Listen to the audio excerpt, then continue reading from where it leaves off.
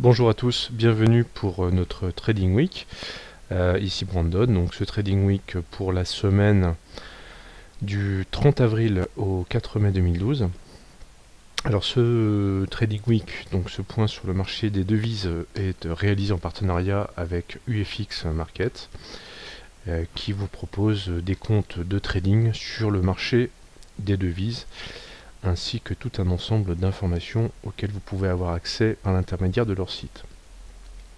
Je commencerai donc ce Trading Week habituellement par l'analyse fondamentale. Je vais tout de suite commencer par un article paru hier, vendredi 27 sur Reuters, donc agence de presse, qui explique que la Banque du Japon va étendre son programme de rachat d'actifs. Je vous rappelle que nous avons déjà eu des rachats d'actifs de la part de la BOJ au mois de février 2012, ce qui avait engendré une forte dépréciation du yen face au dollar américain, à l'euro ainsi qu'à la livre sterling. Donc ces mesures donc, ont été renforcées, ça a été annoncé hier, donc je vous invite à aller lire. Donc ils ont prévu de racheter pour 94 milliards d'obligations souveraines de maturité assez longue. Voilà, donc cela va avoir forcément une influence sur toutes les paires corrélées au yen, d'autant nous allons le voir que nous arrivons sur des seuils tout à fait importants, notamment pour la paire USD-yen.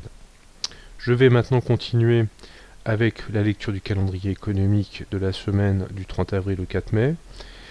Alors, nous allons avoir une semaine marquée, donc, notamment en France, par un jour férié, mardi. Donc le lundi, eh bien le lundi, nous n'aurons pas grand-chose à nous mettre sous la dent. En revanche, je vous invite à le mardi 1er mai, du côté de l'Australie, nous allons avoir une annonce de taux.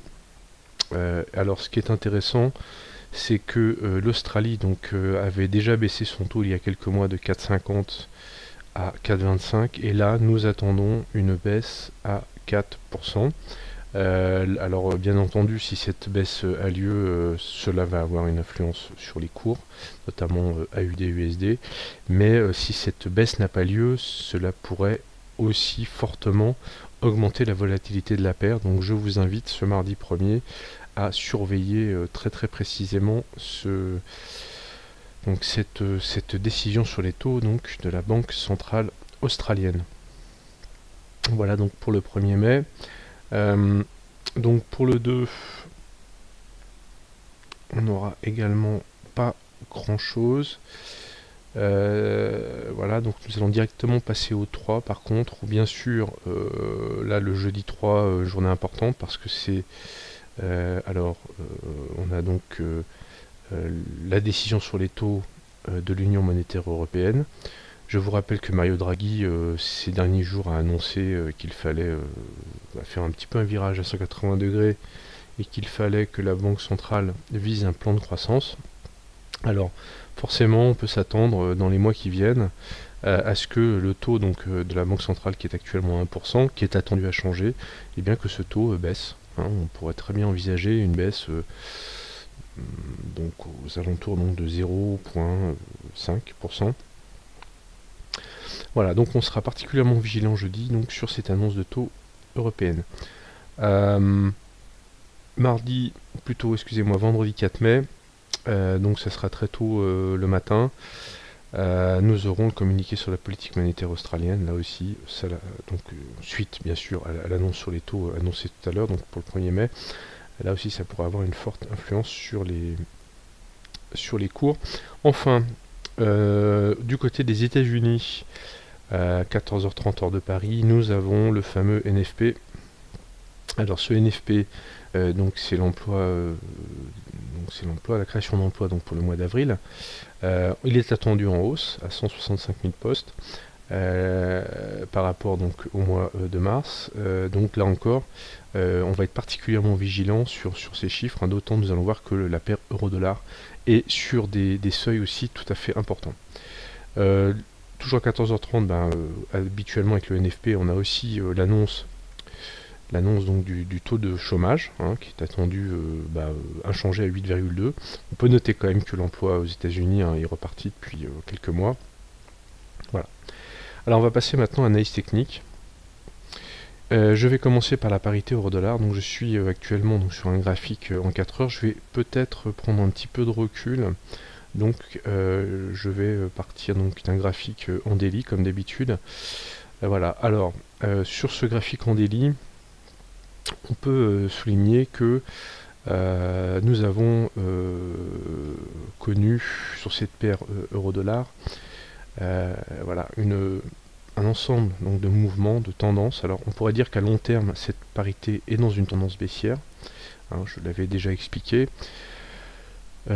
Tendance baissière donc qui s'est matérialisée tout au long donc, du mois de septembre jusqu'à début octobre par une forte baisse. Ensuite on a une phase de correction en octobre et puis de novembre et bien à début janvier on a eu une forte baisse puisqu'on est passé de 1,42 environ à 1,26. Depuis lors on a eu un mouvement de correction, on est repassé au-dessus des 1,30, on est revenu taper ici donc fin février les 1,35 et puis ce qui est intéressant ici, on voit très bien, c'est que on a un support ici clé qui a été testé le 16 février, qui a presque été testé le 15 mars, qui a été testé également le 16 avril. Donc voilà, support horizontal. À chaque fois, on est reparti à la hausse. Voilà. Mais ce qu'il faut noter, c'est que si nous avons des plus bas ici qui sont au même niveau, nous avons des plus hauts, donc ici fin février, ici donc fin mars, enfin maintenant là donc vendredi, qui sont eux de plus en plus bas. Donc on peut tracer une résistance oblique baissière qui marque donc des plus hauts donc de plus en plus bas. D'autre part, cette oblique baissière est efficacement redoublée par une moyenne mobile que vous connaissez maintenant, qui est une moyenne mobile à 150 jours. Voilà, on voit qu'elle a assez bien fait son office voilà, depuis un certain temps, hein, qu'elle coiffe donc, comme résistance dynamique cette baisse. Voilà, donc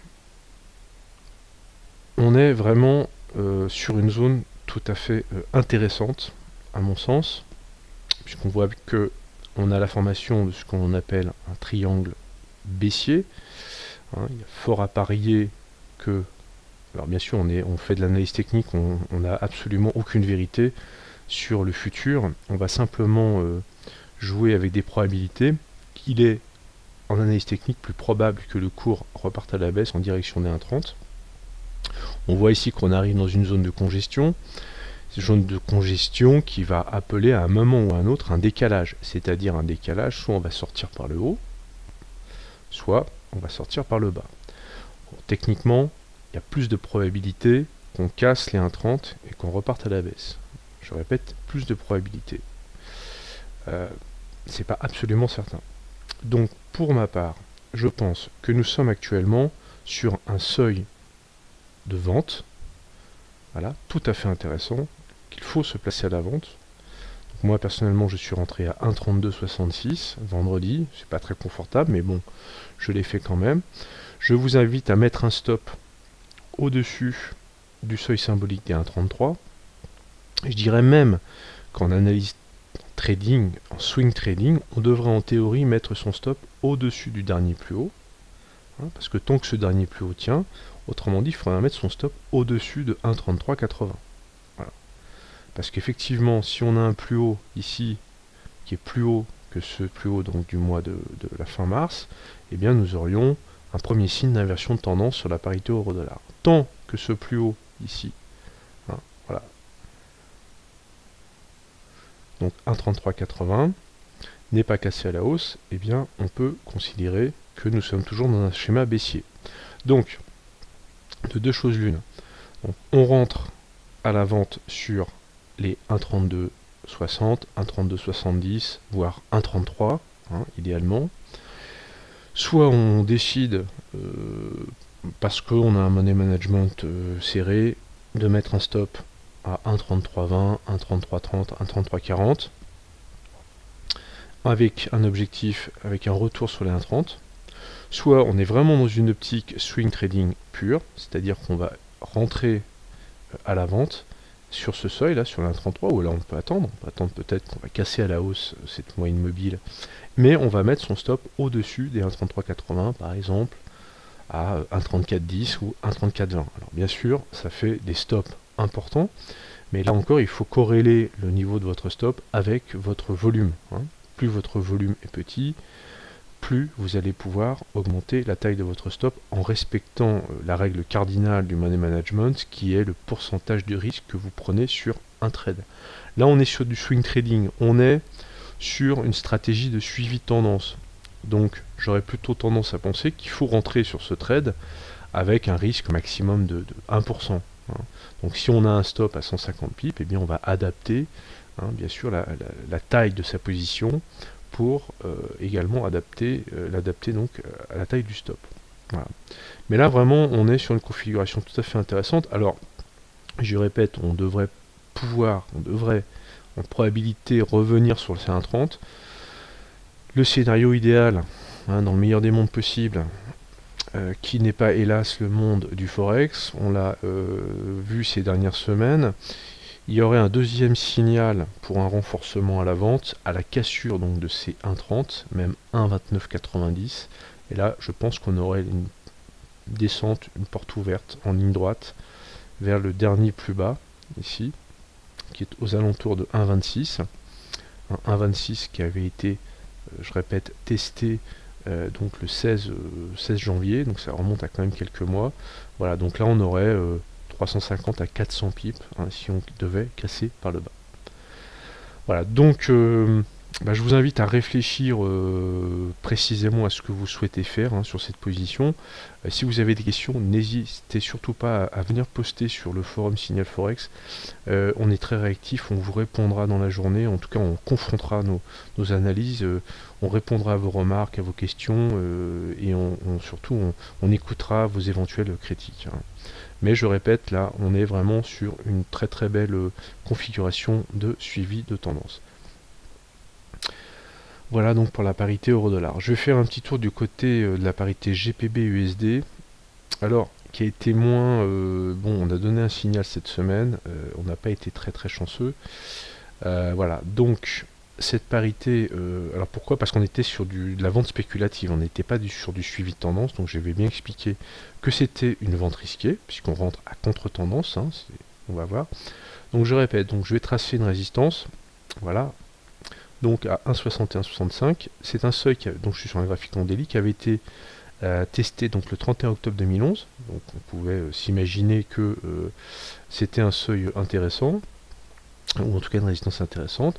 Voilà, donc on est venu la semaine dernière donc titiller, c'est un 1,6165, donc je vous ai dit attention, on va rentrer à la vente spéculative. Alors, certes, on a eu une hausse tout à fait impressionnante, ces dernières semaines, puisqu'on est quand même passé sur GPB-USD de 1,52 environ à 1,62. Donc on a pris 1000 pips en ligne droite. Donc effectivement, on peut s'attendre à ce que la paire respire, mais non, pas du tout. La livre sterling a vraiment été en pleine forme. Alors, cette décision ici de vente spéculative a été redoublée aussi parce qu'on attendait donc cette semaine la publication du PIB anglais, qui a été attendu, qui a été négatif et qui a montré que nous étions en phase de récession. Donc le 25, nous avons effectivement un mouvement de baisse. Je vais peut-être passer en H4.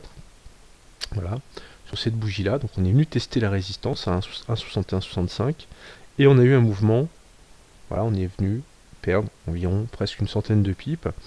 Voilà, donc moi je vous avais préconisé le 25 dans la matinée, une fois l'annonce passée, une fois la baisse effective, de prendre, je vous invite toujours à ouvrir deux positions, de prendre vos bénéfices sur une des deux positions et de ramener votre stop à 0 sur la seconde. Voilà.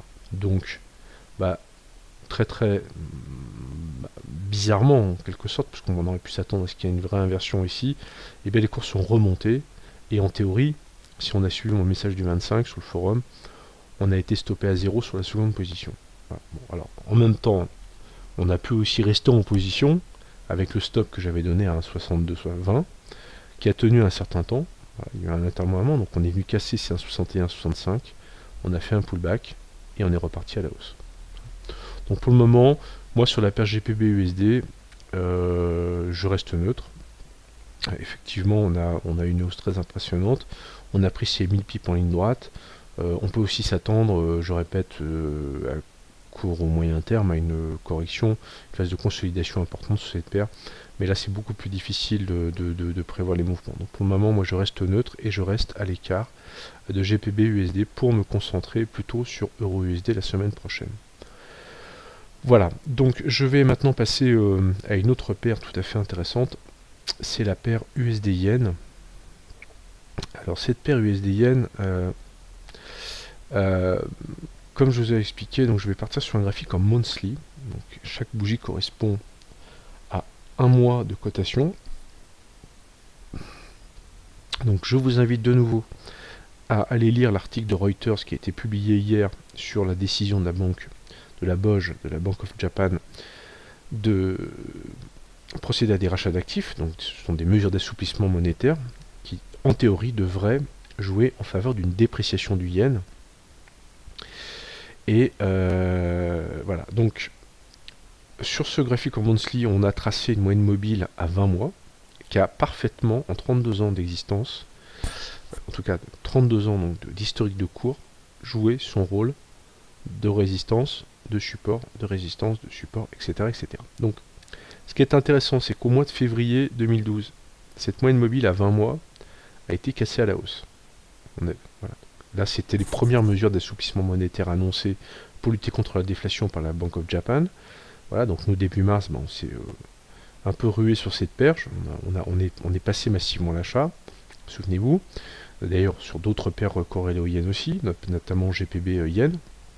Et puis, voilà, donc on a une hausse. Et là, actuellement, donc sur le mois d'avril, donc au mois de mars, c'est bien monté. On est venu taper les 84 environ. On a pris 80 pips. Pardon, on est monté donc sur les 84. Et puis, tout au long du mois d'avril, on a eu un mois de correction. C'est-à-dire que le mois d'avril est globalement baissier. Et ce qui est intéressant, c'est que cette moyenne mobile à 20 mois se situe, en tout cas sur ma plateforme, à 80.15. On va dire, en fait, on va prendre le seuil symbolique des 80. Je crois qu'il faut... voilà. Donc les 80 vont être un seuil tout à fait déterminant sur cette paire USD Yen. Ce qui est en plus intéressant, c'est que dans l'historique du cours, on a eu en 1995, et oui, rien que ça, ici, au mois d'avril 1995, après un mouvement baissier très très important, on a vu que cette zone a joué donc des 80 eh bien, un rôle de support très très important, puisqu'on avait eu ensuite eh bien, une véritable envolée du dollar américain face au yen. Voilà. Et donc, on le voit bien ici, donc sur un double support, à la fois cette moyenne mobile à 20 mois, et en même temps, ce support horizontal des 80. Donc moi, personnellement, je pense qu'il faudrait acheter donc cette zone des 80. Là, je répète, là, on est sur des zones de support, entre 30, 40, 50 pips, avec un stop sous les 79. Alors là, c'est effectivement la position du stop qui va poser problème sur des time frames aussi longs. Moi, j'ai mis sur le forum 79,80. Effectivement, ça mérite quand même réflexion. Il se peut qu'on continue à baisser la semaine prochaine, mais que... Voilà. Donc moi, personnellement, je vous invite... moi, je vais personnellement passer à l'achat sur cette zone. Et voilà, parce que on a fait une cassure à la hausse, on a fait un pullback, et là, finalement, on est en position idéale pour rentrer à l'achat sur cette paire. Hein, il suffit de... Je vais peut-être prendre... regardez, une cassure à la baisse, donc là, c'était au mois... d'août 2007, on avait cassé à la baisse, deuxième mois de baisse, ensuite on a eu un pullback, vous voyez, 3 mois après, au mois d'octobre, et puis on était reparti plein pot à la baisse. Voilà. Et on voit qu'à chaque fois cette moyenne mobile à 20 mois a été une zone de rebond dynamique à la baisse, dans ces tendances baissières. Donc là on va jouer ce scénario là, il suffit de revenir en arrière pour voir qu'à chaque fois ça casse, pullback, et ça repart dans le sens de la tendance. Donc on va privilégier ce scénario de hausse qui a été mis en place, d'autant que ce scénario technique eh bien, est renforcée par des considérations fondamentales sur un interventionnisme de la Banque du Japon. Alors en même temps, on est aussi obligé de tenir compte de la Réserve fédérale américaine, qui n'est pas en reste et qui n'exclut pas, face à une reprise qu'elle juge fragile, de réintervenir, là aussi sous la forme d'assouplissement monétaire, hein, le fameux QE3, dans l'économie. Hein. C'est pour ça que on a même une grande faiblesse du dollar américain face à l'ensemble des devises actuellement. Voilà, donc j'espère que j'ai été suffisamment clair. Je vous dis à bientôt sur le forum. N'hésitez pas à venir, à poser vos questions, à intervenir plus, parce que plus c'est vivant, plus on est vigilant, plus on est attentif à ce qui se passe sur les marchés.